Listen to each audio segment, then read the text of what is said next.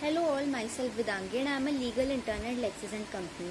And my another topic for today's discussion is National Legal Services Authority versus Union of India. So in this case, this is basically a landmark case that dealt with the grievances of the transgender community in our country, and the National Legal Services Authority is a petitioner in this case, and the Union of India and others are the respondents. Now, talking about the background of this case, so at times in certain people there is an innate perception of themselves that they do not belong to that gender, they are not of that gender that has been assigned to them at the time of their birth. Countries all over the world, including India, have come forward with a question of attribution of gender to people who believe that they belong to opposite gender.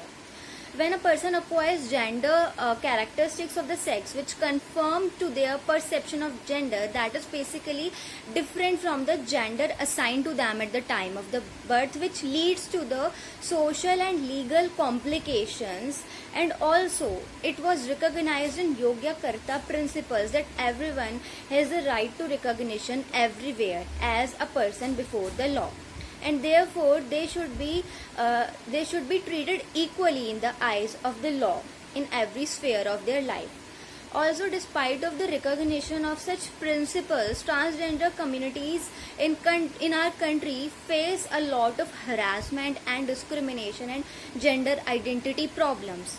Therefore, as a result of which, the National Legal Services Authority filed a writ petition in 2012 with regarding the same. Now, what were the facts of this case? So, the transgender community face a lot of humiliation and disgrace in the present times. They are not allowed to take benefit of certain amenities that are provided to the citizens of our country. They are exploited and harassed by people, and all the provisions that have been provided under fundamental rights of our country, they are basically violated. And this eventually led to the filing of the writ petition under Article 32. And also, such problem arises at the time of the birth when the people are asked regarding the determination of their gender, and it is due to the lack of the legal provisions for the persons of the third gender that they face discrimination across various walks of their life. Now, what were the arguments in this case? So, the petitioner argued that the non-recognition of the identity of the transgender community as a third gender denies them the right to equality before the law, also the right to live with dignity is denied to them under Article 21. Also, they submitted that every person of the transgender community has a legal right to decide their sexual orientation and their gender identity. And they also contended that since the transgender community are neither treated as a male nor a female, and also they are not given the status of a third gender, they are being deprived of so many facilities, so many benefits, privileges that other people enjoy. And further, it was also pointed out that the community also faces a lot of discrimination to contest election, to right to vote, to get licenses. So therefore we can say that they face a lot of discrimination in every sphere of their life. They also submitted that the state cannot discriminate with them on the ground of the gender, violating Article 14 to 16 and Article 19 and 21 of the Constitution. And the petitioner also submitted that they should be considered and declared as the socially and educationally backward classes, and they should be provided for all the facilities that are basically needed. The Union of India, on the other hand, claimed that they have already set up a committee and they have already provided that much status and privileges to the transgender community. Now, what was the judgment in this case? So, the Supreme Court observed that the discrimination that was happening with the transgender community was also violating the articles, the fundamental rights of the Constitution. They need to be provided and they need to be guaranteed all the rights, all the fundamental rights that have been mentioned in Part 3 of the Constitution. Also, due to the absence of suitable legislations, that there is no such legislation with regard to transgender community in our country, they need to focus on the same. And also the court held that they need to be provided for all the rights and benefits that every citizen in the country basically enjoys.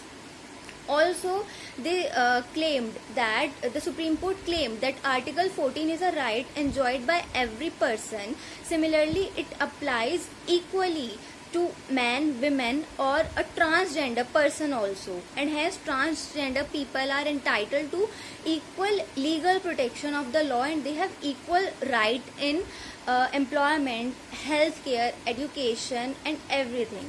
Also, talking about Article 15, which requires the improvement of the socially and educationally disadvantaged groups. So it held that the transgender communities are legally entitled and they are also eligible for all the benefits of the socially, educationally and backward sections of the society, and the state is bound to take action for their advancement, and therefore no injustice should be caused to them. Also, the court stated that a person's right to show and to express their gender identity through words or through dress or through expression is included in Article 14, which provides the right to freedom and expression. And the court also held that they also have a right to live with dignity as provided under Article 21 of the Constitution. So the Supreme Court decided that hijras, apart from the binary gender, they should be treated as the third gender for the purpose of safeguarding their rights under Part 3 of the Constitution. Also, it is the right of the transgender people to decide their self-identified gender, and also the state and central government, they should take the steps to treat them as socially and educationally backward classes of the citizens. They should be provided educational facilities, and they should be provided a proper place in the hospitals, proper care in the hospitals, and they should also be provided with separate public toilets. And also there should be framing of various social welfare schemes for them. So what we can conclude from this case is that it is great to know that as for now our country has finally accepted the third gender people as a separate gender, and they have been given a status over and above the binary gender, but still this community has a long way to go.